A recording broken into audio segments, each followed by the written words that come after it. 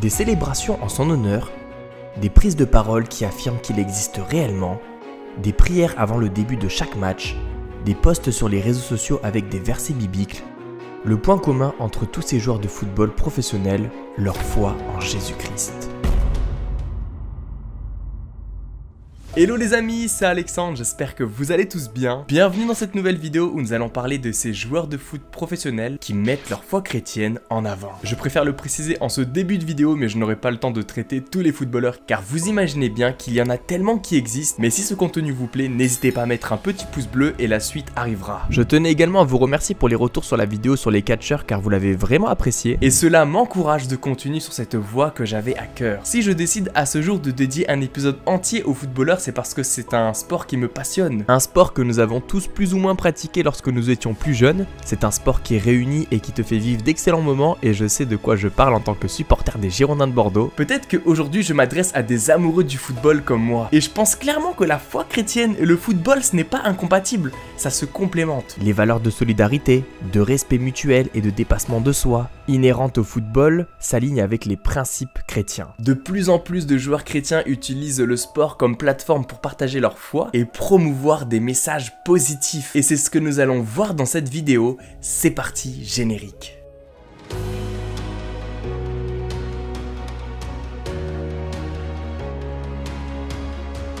Le centre de Tonali vers Giroud. Oh Giroud. Oh Giroud.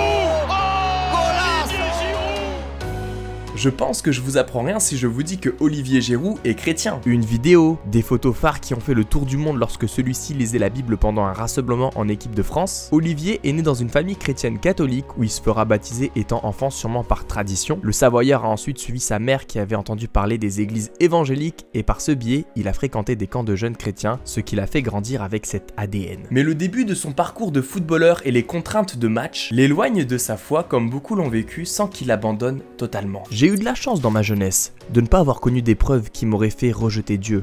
Je suis comme le patriarche Joseph dans la Bible. J'ai beaucoup galéré, sur un chemin d'embûches, j'en ai voulu, mais jamais au Seigneur. Je me suis fait dans l'adversité. Je n'ai pas pu trouver plus d'informations sur le plan spirituel de cette période lorsqu'il était jeune à lorsqu'il est devenu adulte et joueur professionnel. Mais j'imagine qu'entre temps, il y a dû avoir un élément déclencheur qui l'a fait qu'il s'est rapproché de sa foi qui lui a été enseignée. Alors qu'il n'était pas initialement perçu comme un fervent pratiquant, il a progressivement commencé à partager publiquement sa foi à partir de 2016. Il a fait des gestes symboliques tels que se faire tatouer un psaume sur son bras, porter des messages chrétiens sur des t-shirts pendant des matchs importants, lever les mains vers le ciel lors d'une célébration pour remercier Dieu. C'est sa rencontre avec le pasteur évangélique Joël Thibaut qui a été un tournant important dans la vie spirituelle de Giroud. Thibaut l'a accompagné dans sa réflexion sur la manière de partager sa foi de manière authentique. Il a même sorti un livre il y a quelques années que j'ai pris le temps de lire qui est intitulé Toujours y croire, où il revient sur sa carrière professionnelle et de sa foi chrétienne qui l'a aidé à plusieurs reprises dans son parcours. Bien plus que cela, c'est un livre qui encourage toutes les personnes qui traversent des moments difficiles et qui les aide à garder espoir. Quand les circonstances sont parfois défavorables, ne jamais rien lâcher et toujours y croire. Il a donné pour exemple un moment difficile de sa carrière qu'il a vécu à Chelsea où il a été relégué sur le banc des remplaçants après l'explosion de Tammy Abraham qui lui est passé devant. Je ne me sens pas abandonné, je suis prêt avec mes armes à affronter ces difficultés. On prie plus, on patiente et on fait confiance. À ce moment-là, Giroud veut quitter le club, mais le Seigneur va lui parler et lui transmettre ce message. Même si la vache va dans un autre champ, l'herbe ne sera pas meilleure et elle ne sera pas plus heureuse. Ce qui va le pousser de rester à Chelsea où il finira à la fin de l'année meilleur buteur et grand vainqueur de la Ligue des Champions. Comme quoi il faut toujours écouter les paroles du Seigneur même quand tout nous paraît sombre autour. Parce que lui seul connaît le dessein qu'il a tracé pour nous. Il a également partagé aux médias La Vie qui prenait le temps de prier avec ses coéquipiers lors de la Coupe du Monde 2014, avec Patrice Evra, Yohan Cabaye. Donc vous l'aurez compris, si Olivier est devenu l'homme qu'il est aujourd'hui en se surpassant et a marqué l'histoire du football en battant des records malgré les critiques, c'est parce que Jésus est à ses côtés. Le prochain mouvement dans la surface, peut-être que instinctivement, c'est lui qui me dit de couper au premier poteau et de marquer. Il a également été invité par Sébastien Korn dans un podcast La Messe Créative où il dira « J'essaie de me dire avant de rentrer sur le terrain que je suis déjà plus que vainqueur en Christ. » Oui, Jésus Jésus est avec lui aussi bien sur le terrain qu'en dehors. Il se servira même de la Bible pour répondre à des polémiques. Je pense en l'occurrence aux propos désobligeants portés à son égard par Karim Benzema en mars 2020 qui avait dit « On ne confond pas la F1 et le karting » et voici ce que Giroud avait répondu. Voilà, c'est dans le calme et la confiance que sera ta force. Ésaïe 30, 15.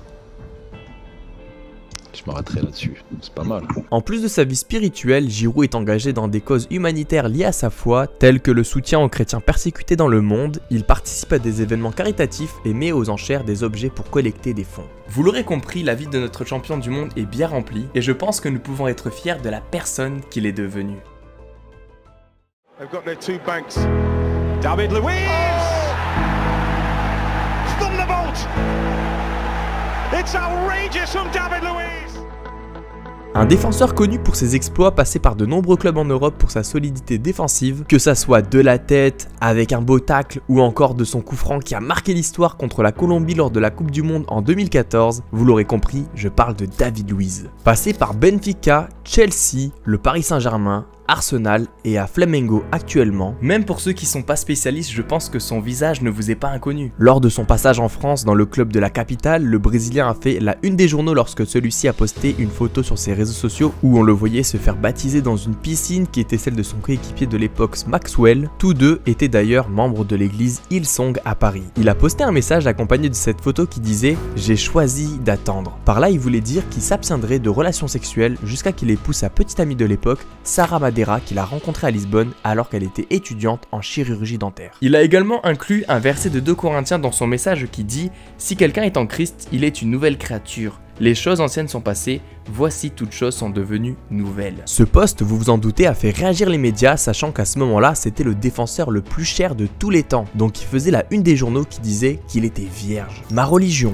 mon baptême. Je suis très heureux. Malheureusement, après 6 années de couple, l'histoire s'est finie avec Sarah. Aujourd'hui, il a refait sa vie avec Bruna Loureiro, avec qui il a eu 2 petites filles nommées Mali et Ayla. La petite famille a l'air heureuse et c'est tout ce qui compte. Une petite anecdote que j'aimerais partager à quelqu'un pour l'encourager à travers une histoire que David a vécue. Son coéquipier à Chelsea de l'époque, Fernando Torres, était dans une phase très compliquée où il n'arrivait plus à marquer. En tant qu'attaquant, je peux comprendre que des périodes sans marquer des buts, ça fait baisser la confiance. Et du coup, tu es moins performant sur le terrain. Avant le début du match, David a posé la main sur Torres et a prié pour lui et vous savez quoi, Torres a trouvé le fond des filets à 2 reprises lors de cette rencontre. Bien que ce soit une anecdote qui est drôle pour la plupart des gens, pour ma part je l'ai vu comme une extension de foi et d'audace, quelque chose que la plupart des chrétiens, et je m'inclus dedans, ont peur de faire. Même si tout n'a pas été rose pour lui après avoir été critiqué à plusieurs reprises pour ses performances parfois erratiques, il continue de s'encourager et de rester franc sur sa foi en Dieu. David Luiz dira qu'il a beaucoup été inspiré par son coéquipier en sélection Kaka, que ce soit sur ou en dehors du terrain, qui est son modèle. Il porte désormais fréquemment des t-shirts avec l'inscription « Dieu est fidèle » et porte même des autocollants sur sa voiture qui conduit à l'entraînement disant « Le Christ est la vie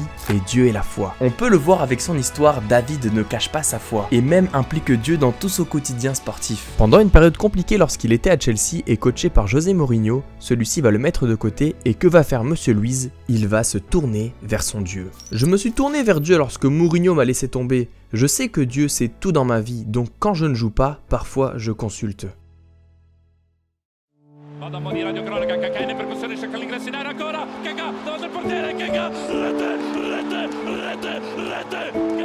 Dans les années 2000, il y avait un joueur qui était remarquable sur le terrain, notamment par ses performances exceptionnelles en tant que milieu de terrain offensif du Milan AC, une Ligue des Champions, un Ballon d'Or. Voici son palmarès et je crois que vous l'avez compris, mais je parle de Kaka, de son vrai nom, Ricardo Isaacson dos Santos Leite. Une créativité remarquable, une technique exceptionnelle et une vision du jeu hors du commun. Voici ce qui le décrivait. Ça, c'est ce qu'il était en tant que footballeur, mais nous, ce qui nous intéresse, c'est sa vie spirituelle. Parce que Kaka a toujours affirmé sa foi chrétienne. Une photo que beaucoup se rappellent, c'est ce t-shirt sorti à l'occasion de cette finale en Ligue des Champions qu'il venait de remporter avec son équipe où il est écrit « J'appartiens à Jésus ». L'histoire de Kaka commence dans son pays natal, au Brésil. Il est âgé de 18 ans, c'est un garçon talentueux, mais qui n'a pas su faire la différence pour entrer dans un centre de formation dans les grands clubs de sa région. Il va continuer à persévérer car le football c'est sa vie, mais malheureusement, il va subir une blessure qui va le conduire au lit pendant 2 mois, à cause d'une fracture au cou. À ce moment-là, on pourrait se dire qu'il va tout abandonner parce qu'il n'y a rien qui le réussit et que la petite chance pour réussir dans le monde professionnel est faible, mais il va décider de croire en lui. unique. Il va profiter de cette période de blessure pour faire une liste de rêves qu'il veut accomplir, une liste qui était plutôt audacieuse pour un garçon qui n'avait pas réussi à convaincre depuis sa jeune enfance dans l'équipe junior de Sao Paulo. Se rajoute à ça qu'il a dû suivre un programme médical pour stimuler son retard de croissance. Vous l'aurez compris, je pense que si j'avais été un des parents de Ricardo, je lui aurais dit: mon fils, il faut que tu penses à revoir tes rêves. La liste commençait par retour au football et finissait après de nombreuses lignes par transfert dans un grand club. En janvier 2021, environ 2 semaines après son retour sur les terrains, il fut appelé dans l'équipe professionnelle de Sao Paulo et le Brésil ne le savait pas encore, mais il venait de rencontrer sa nouvelle pépite, Kaká. Pour la petite anecdote, le surnom est venu lorsque son frère aîné n'arrivait toujours pas à prononcer son prénom. Il a revendiqué premièrement sa place de titulaire pour l'équipe de Sao Paulo et en 2 ans, il a pu rayer toute la liste des rêves, y compris celle de remporter le mondial en 2002 avec la Seleção. En 2007, Kaká était au sommet du football mondial, remportant les plus gros titres individuels et pourtant il dira: Eu preciso de Jesus porque eu preciso de Jesus. É só por isso, porque eu preciso dele. Porque senão Deus seria um Deus muito injusto. Por que o rico não precisa, o pobre precisa? Por que o branco precisa e o negro não precisa? Então eu preciso porque eu preciso dele. Eu dependo dele e eu acredito que a minha vida está nele. Ele é a árvore e eu sou o ramo, então eu preciso dele. Para minha existência, a minha sobrevivência, eu preciso de Jesus. Alors qu'il faisait la une de tous les journaux et qu'il était au centre de toutes les discussions, beaucoup de médias ont apprécié le côté humble, simple de Kaká. Bien qu'il trouvait son style de vie ennuyeux, Kaká a rétorqué qu'il était radical de suivre le Christ. Il a également précisé que c'est grâce à sa famille et à sa foi qui était son point d'ancrage pour ne pas être tenté par certains désirs qu'une célébrité de son nom pouvait avoir. Aujourd'hui, mon ministère passe par le sport, mais je joue parce que j'ai un don de Dieu. Je joue parce qu'il a perfectionné le cadeau qu'il m'a fait dans ma vie. Jésus a dit: sans moi, vous ne pouvez rien faire, et je le crois. Et ça, Kaká l'a compris dès son jeune âge parce que c'est à 12 ans qu'il a décidé de passer par les eaux du baptême et de prendre la décision de suivre son Seigneur et son Sauveur jusqu'à la fin de sa vie. Petit à petit, j'ai arrêté d'entendre simplement les gens parler de Jésus que mes parents m'avaient enseigné. Il est arrivé un moment où j'ai voulu vivre mes propres expériences avec Dieu. Aujourd'hui, il est un fervent chrétien évangélique et membre de l'église First Baptist basée à Orlando où il a pu présenter sa dernière fille à l'église dernièrement, accompagné de son épouse Caroline Celico, une ancienne pasteur avec laquelle il a eu 4 merveilleux enfants. Et voilà les amis, c'est ainsi que se termine cette vidéo, en espérant que pour le plus grand nombre vous l'aurez apprécié. Si c'est le cas, n'hésitez pas à mettre un petit pouce bleu en bas de la vidéo, de mettre un petit commentaire pour le référencement et surtout à vous abonner à la chaîne YouTube. Les vidéos où je raconte des histoires me prennent un peu plus de temps à écrire et à monter, donc c'est un peu pour ça que vous avez un peu moins de vidéos actuellement. Mais je suis tellement content du résultat et de vos retours, donc juste merci à vous. Il me reste plus qu'à vous souhaiter une bonne journée, une bonne nuit, ça dépend quand est-ce que vous la regarderez. Je vous dis à très vite, c'était Alexandre, bye bye.